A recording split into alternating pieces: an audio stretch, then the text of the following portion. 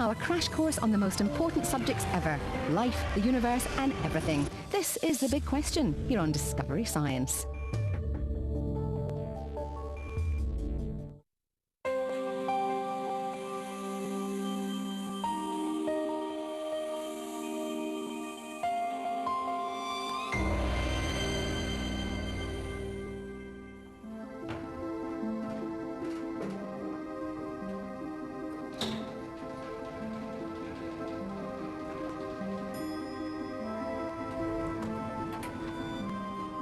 I have always been interested in how things work. I used to take things apart to see what made them tick, but I wasn't so good at putting them back together again. But I think most children are like that. They ask how things do what they do, and why. I am still looking, but I have helped find some of the answers. In this film, I would like to share with you the story of how science has unraveled the greatest mystery of the universe: its creation.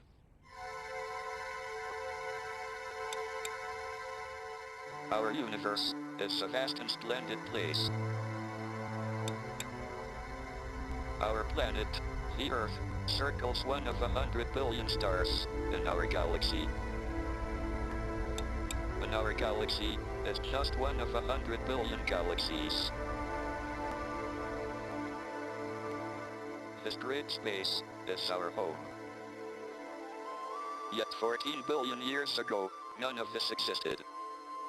There were no planets, no stars, and no galaxies. So, how did the universe begin? How did we get from nothing to all the astonishing and beautiful phenomena we now observe?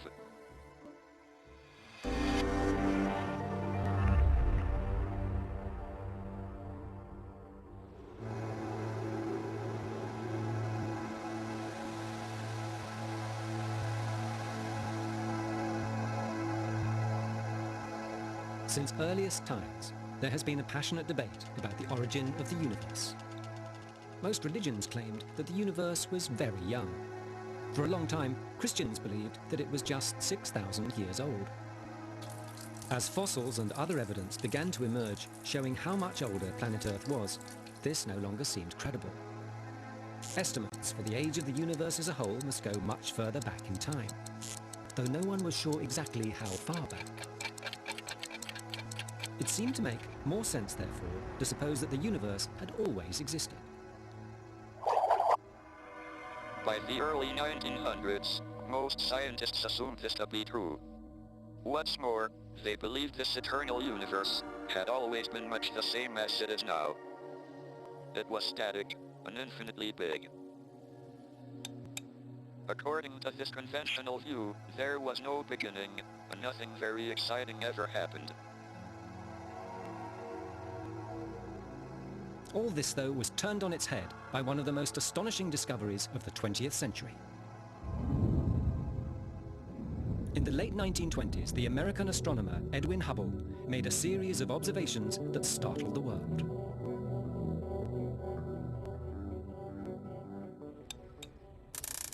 My colleague, Neil Turek, tells the story. What Hubble did was to use the most powerful telescope in the world at that time, the Mount Wilson telescope, to make a very careful study of galaxies and stars.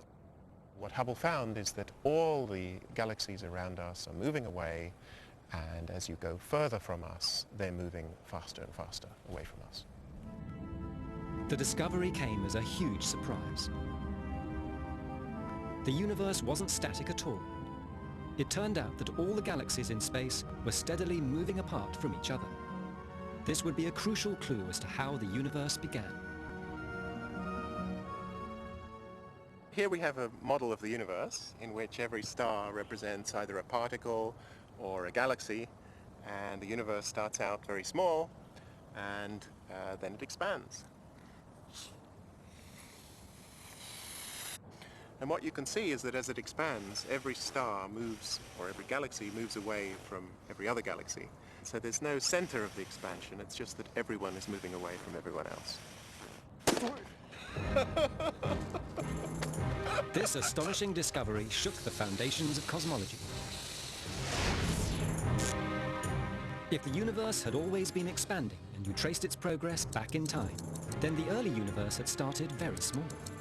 The universe may even have had a beginning, a moment of creation. Despite Hubble's discovery, nearly all scientists ignored the question of what had happened at the beginning of the universe. The problem seemed too difficult to tackle. But after World War II, a small group of nuclear physicists began to take the idea seriously and tried to imagine the conditions at the beginning of the expansion. The man who led this quest was the Russian exile, George Gamow. He was a nuclear physicist, well known for his imaginative ideas, wonderful insight, but never got a calculation right in his life, as far as I know. And he came up with the wonderful idea that the early universe might have been very hot. Gamow considered the possibility that the early universe closely resembled an exploding atomic bomb.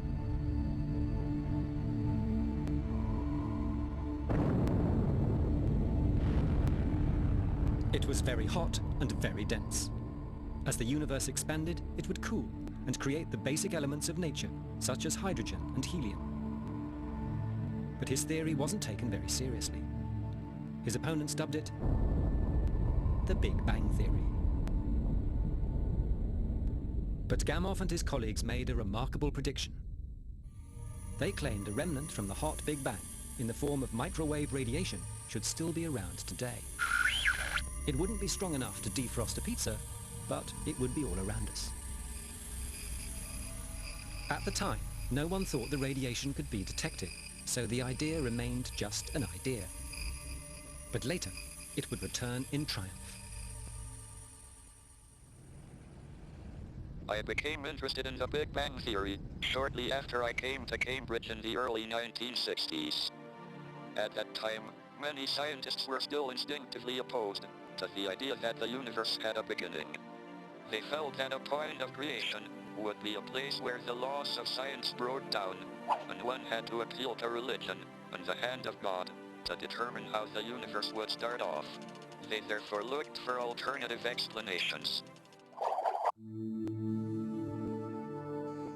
One idea that may sound unlikely was that the universe bounced. It moved from small to large and back again, and just kept doing that forever. In this scenario, the universe had always existed. Whether this was true or not, was clearly a fundamental problem, and just what I needed to complete my PhD thesis. In this, I showed that the universe cannot bounce. Instead, it must have begun with the Big Bang.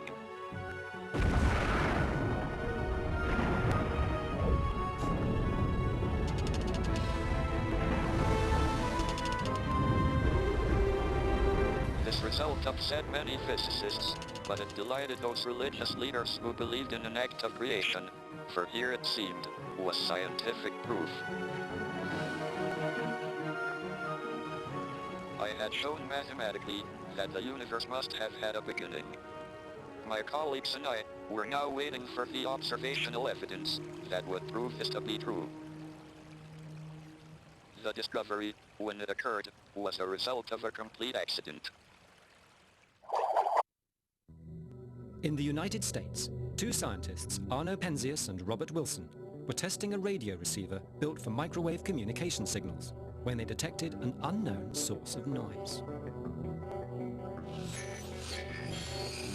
Nobody could work out what it was, but 20 years earlier, Gamow and his colleagues had predicted a similar noise. Penzias and Wilson weren't at all interested in the Big Bang or cosmology and had no idea about Gamow's prediction. They discovered in their antenna some noise that they couldn't explain. And they worked for many months to try and remove the source of the noise by fixing the joints and cleaning the antenna. Couldn't get rid of it. Then by chance, one of them had a conversation with a cosmologist who was thinking about Gamow's idea and the hot Big Bang. And instantly they realized this is what they'd in fact discovered. Gamow and his colleagues had been correct all along. All around us is microwave radiation that comes from the birth of the universe. This discovery was one of the most important in the history of science. We made a great leap towards discovering how the universe began. This is how we think it happened. It started with a Big Bang. A moment when the universe was thought to have had zero size and to have been infinitely hot.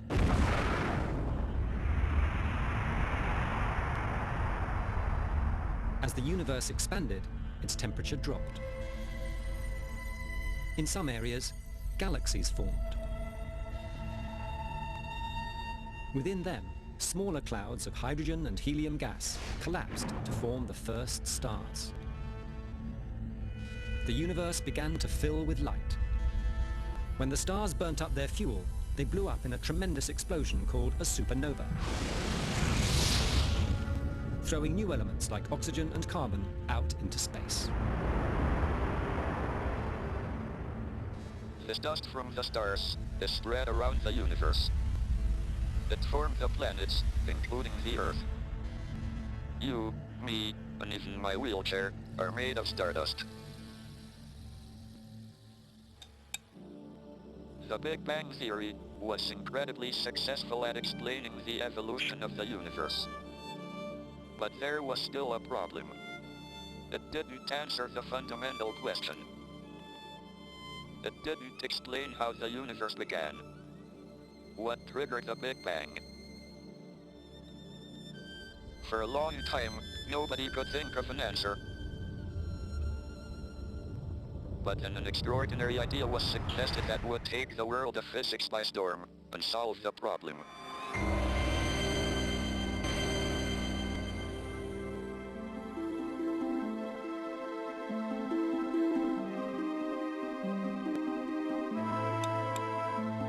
By the 1970s, nearly all scientists agreed that the universe must have originated in a Big Bang. But the Big Bang Theory left many questions unanswered. Above all, it didn't explain what had started the Big Bang itself. What could make something infinitely small expand into the vast universe we see around us? When the answer came, it struck everyone as elegantly simple. American physicist Alan Guth proposed a solution.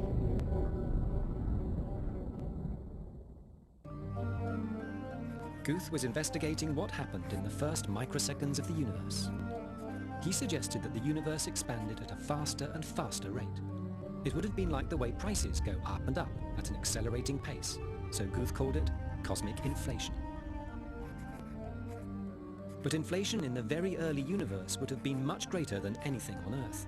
In a fraction of a second, the universe would have expanded to a trillion times its size. That's no ordinary expansion. And so the explanation would be no ordinary one either.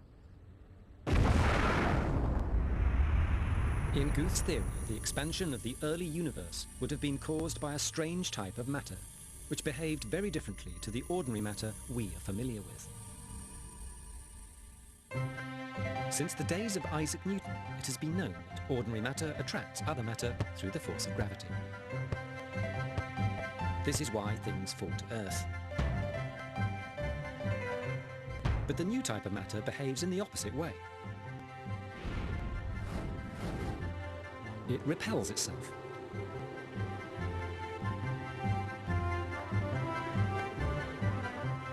If the early universe was filled with this type of self-repelling matter, everything would be pushing against everything else, and that would account for the sudden expansion of the universe.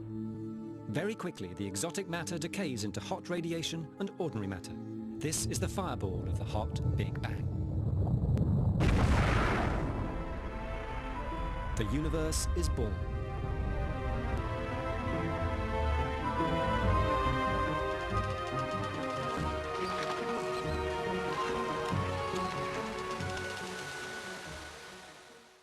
At last, it seemed, we had a complete explanation of the beginning of the world.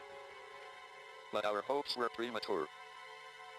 Inflation theory provided a nice mechanism for driving the expansion of the universe. But it also raised a new problem. Early inflation theory suggested what the universe would look like. It would be completely smooth. In other words, matter would be distributed evenly through space. That may sound sensible enough, but that's not at all what the universe is really like. It happens to be made up of the clumps of matter we call galaxies.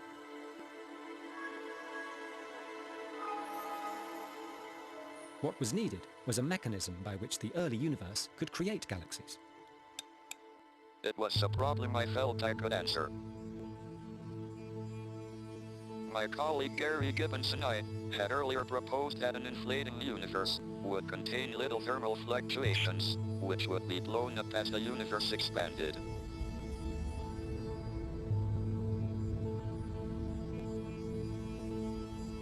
In 1982, I pointed out that these fluctuations might provide the means by which galaxies could be created.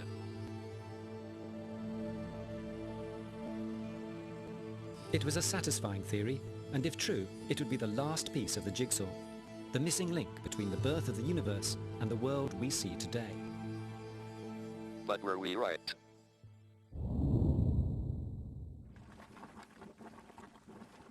As a physicist, the work I and my colleagues do is largely theoretical and often can't be tested against observational evidence.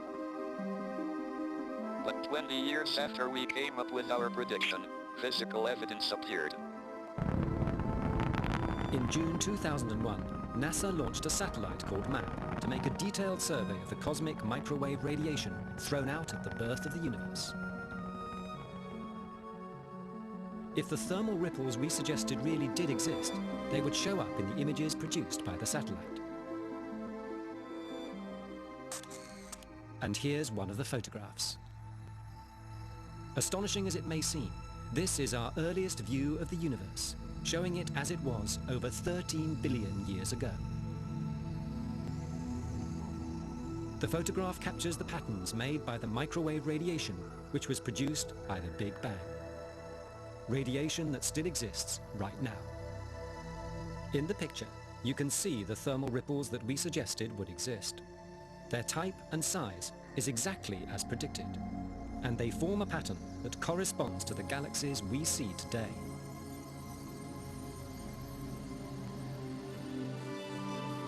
The theory had been confirmed. The last piece of the puzzle had fallen into place. For the first time in human history, we are able to describe how this world we see around us came into being. Our theories take us back to the time when the universe was born, but people always want to know what came before. There have been various ideas, but for me, the most attractive is that the universe was spontaneously created out of absolutely nothing.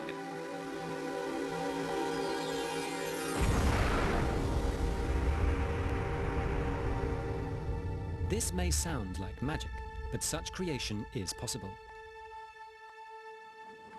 One way to picture the origin of the universe is to imagine it as like the formation of bubbles of steam in boiling water.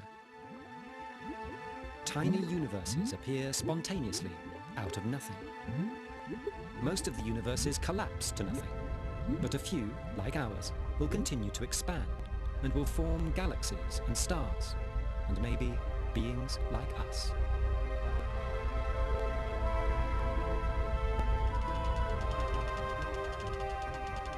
Centuries ago, the astronomer Copernicus shocked his contemporaries when he revealed that the Earth was not the center of the solar system.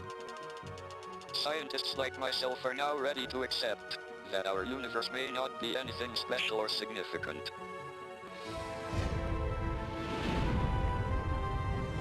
Except, of course, the way that it is constructed has led after 14 billion years to so-called intelligent beings who can ask the question, why is the universe the way it is? The answer is that if the universe were more than slightly different, no one would be around to ask the question.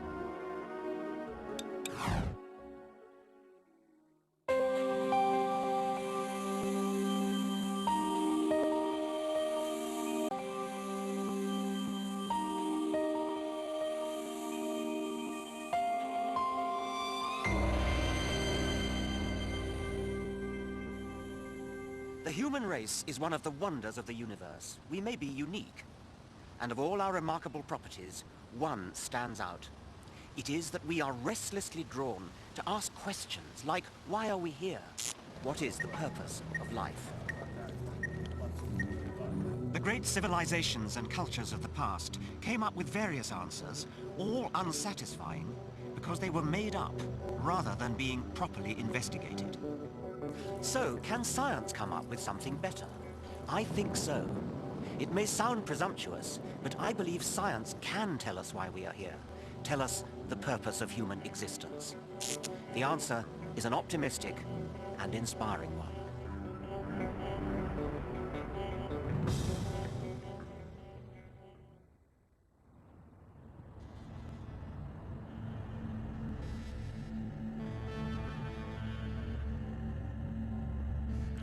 For most of the 500,000 years of human existence, we have been unable to answer the question of why we are here. It was only 150 years ago that science first tried to find an answer. In 1859, Charles Darwin published a book that changed the world. When Darwin first got up the courage to publish The Origin of Species, it shook the spiritual foundations of his age. Victorians had to come to terms with an entirely new set of unwelcome relations. We've got over it now. Most of us are happy to teach our children that we are descended from apes. We are apes. But I believe Darwin has another message for us, one that could be frightening if we let ourselves be intimidated, but it's exciting and uplifting if we have the courage to face it.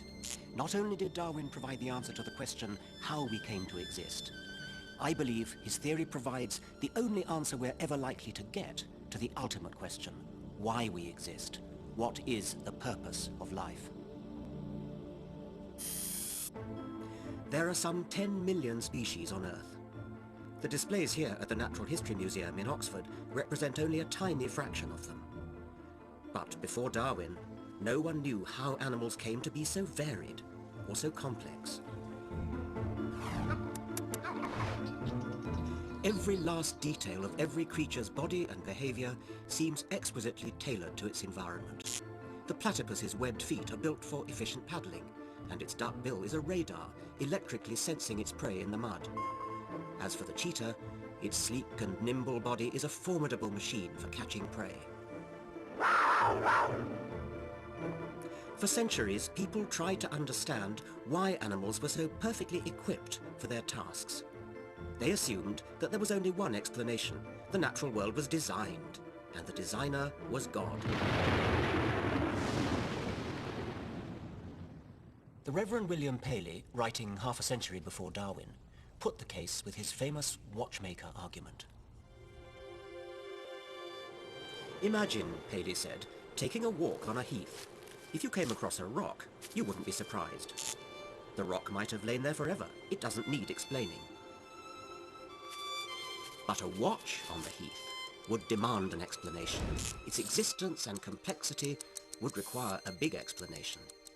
The intricate precision of the cogs, the accuracy with which it keeps time, these are evidence that the watch must have had a designer, a watchmaker. Surely, Paley went on, no less is required to explain the even greater complexities of nature. There must be a divine watchmaker. If I had read Paley in 1802, I would have agreed with him. But now things are very different. Charles Darwin has given us a much neater, more self-sufficient, and therefore more satisfying explanation. Darwin argued that there was no designer, and at first sight this seems like a ridiculous idea.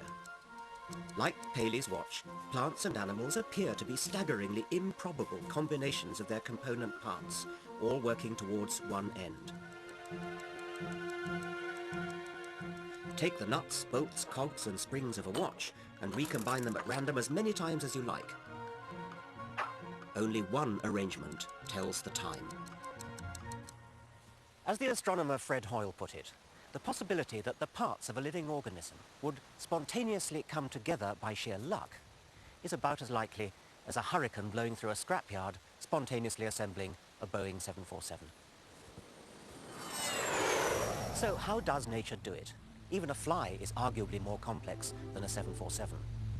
If there is no designer, how did the complexity and variety of life come about? There's a clue to how the process works in many people's back gardens. There aren't many times when the pigeon has played a starring role in science, but it was this commonplace bird that started Darwin on his journey of discovery. Darwin noticed that pigeon fanciers were able to breed new varieties. By carefully selecting mates, they had turned the ordinary pigeon into dozens of weird-looking birds with weird-sounding names. There were fantails, Jacobins, short-faced tumblers, and a score of other varieties. Darwin knew these all originated from one bird, the rock dove. And the pigeon breeder, Pat Pratt, can demonstrate that Darwin was right. If our fancy pigeons are allowed to breed as they like without any intervention at all from us, then in no time at all they will revert to this wild type. Usually the first or second crosses from our fancy pigeons will show some return to the drab blue colouring of the rock dove. The effort to create different types is called artificial selection. But perhaps, Darwin reasoned, a similar process could occur in the wild. But how could selection work in nature without a divine pigeon breeder to do the work? The work of natural selection is classically illustrated by the finches Darwin found on the Galapagos Islands. There are some 13 species, all with different beaks. Yet these varieties all evolved from one ancestral species, which arrived from the mainland with one type of beak.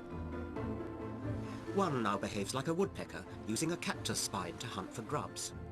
Another now feeds on ticks living on giant tortoises.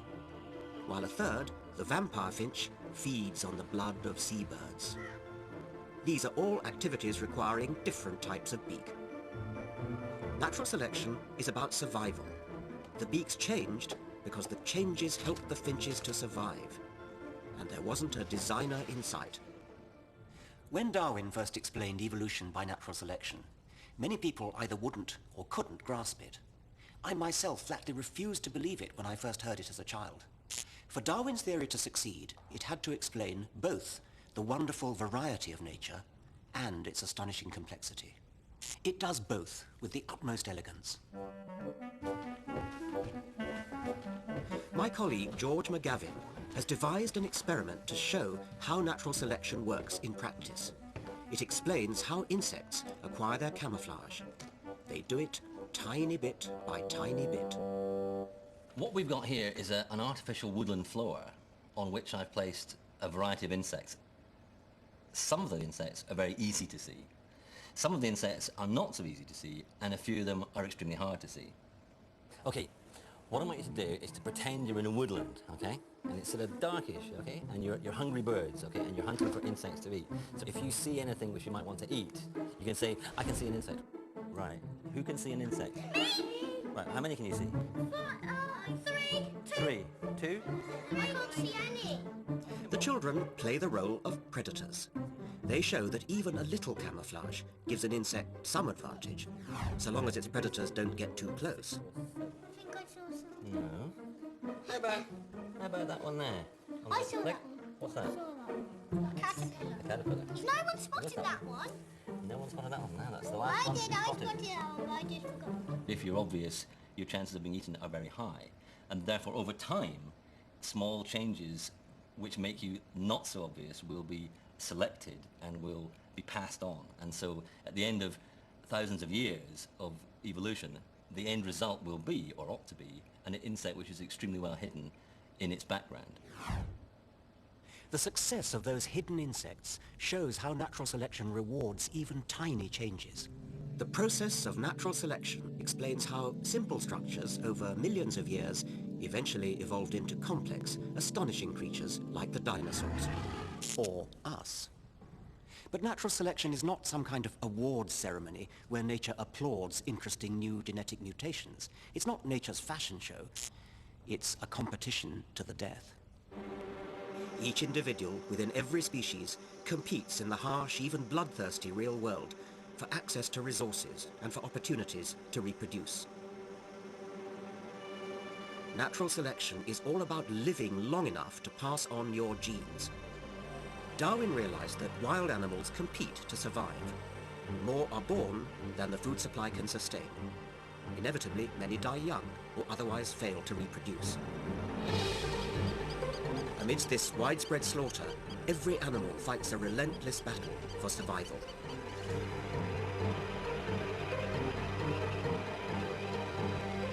In the natural struggle for existence, some variants were better at surviving than others, and they passed their good qualities on to the future. Natural selection explains how we got to where we are now. But does it also suggest to you a dark and troubling answer to the question why we are here? Natural selection suggests that we, like all other animals, are survival machines. We are here only to compete long enough to pass on our genes. This seems to be the purpose of our lives, the reason we are here. But can this really be the only purpose of human existence? I don't think so. Darwin's remarkable theory offers a second meaning of the word purpose. It's an inspiring one, which accords more fully with our own view of our better selves. It stems from the curious observation that we humans appear to be breaking Darwin's rules.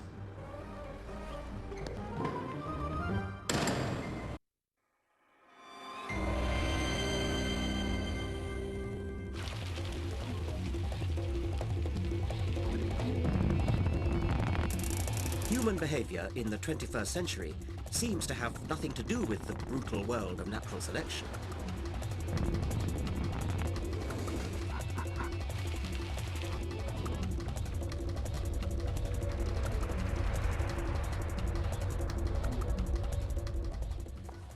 Evolution may explain how humans came into the world, but it doesn't shed much light on the way we lead our lives today.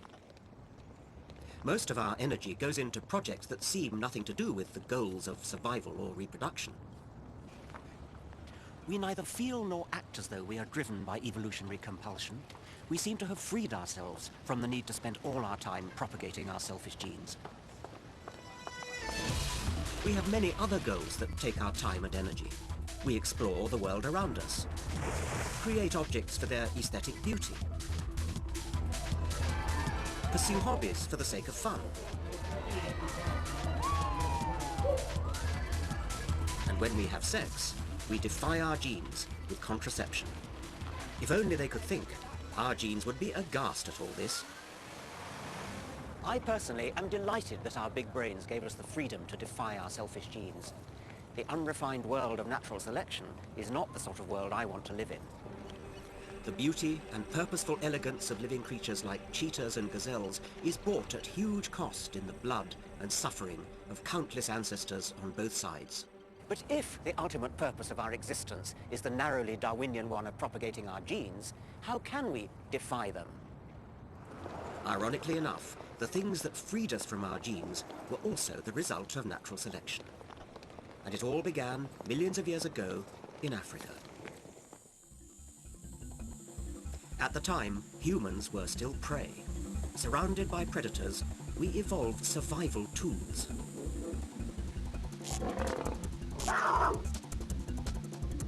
And the most important of these was the brain. Natural selection drove the development of the human brain. It did so with no more purpose than it drove the development of the tail of the peacock or the speed of the cheetah.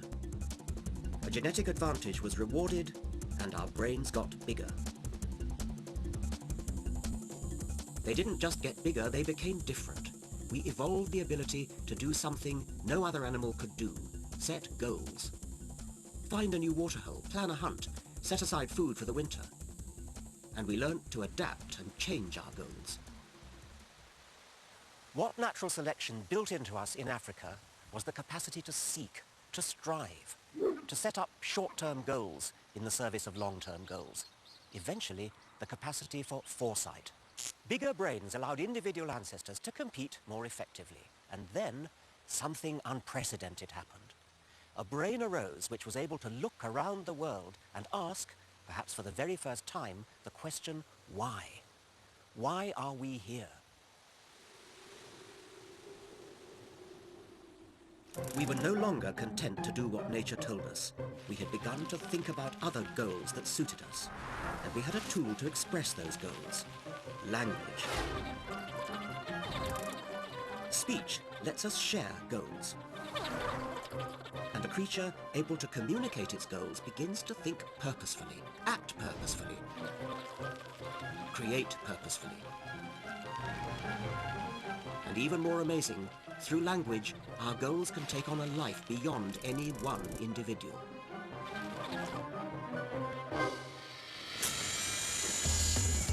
One inventor can produce the wheel.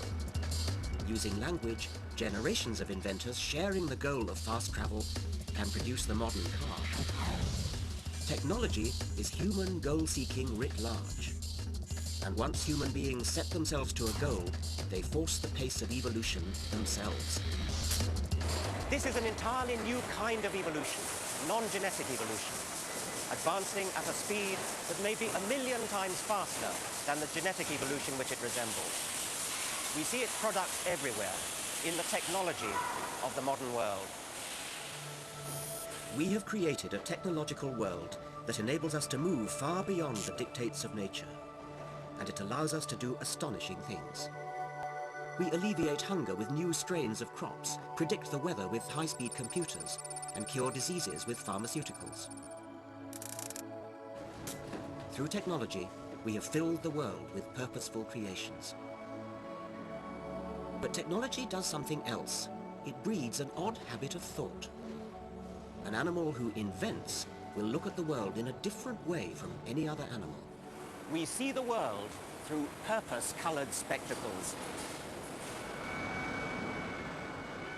Because we create things for a purpose, in the past we assumed that there was purposeful design in nature too. There wasn't, as it happens. It took Darwin to realize this. He looked deep into the heart of nature and discovered a beautiful mechanism which blindly simulates the illusion of purpose. For the first time, an evolved creature had seen beneath nature's veil and worked out what nature was really up to. And it's this spirit of inquiry that drove Darwin that gives our life meaning and still drives us today.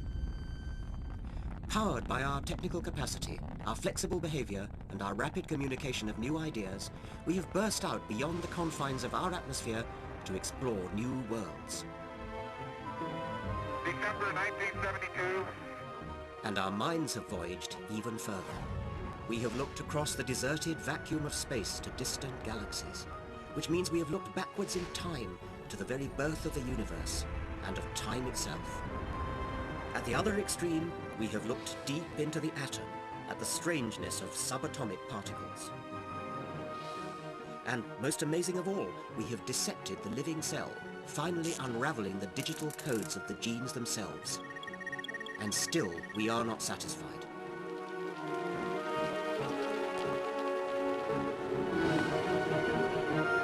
We reach out in our search for meaning, until we suddenly realize it is we who actually provide the purpose in a universe which otherwise would have none. Nothing else can do it, at least nothing we know of. In a small, otherwise unimportant corner of the universe, a birth is celebrated. The birth of deliberate purpose, planning, design, foresight. For all we know, it may be an unprecedented event. We have no evidence that it's ever occurred anywhere else, and after we are gone, it may never happen again.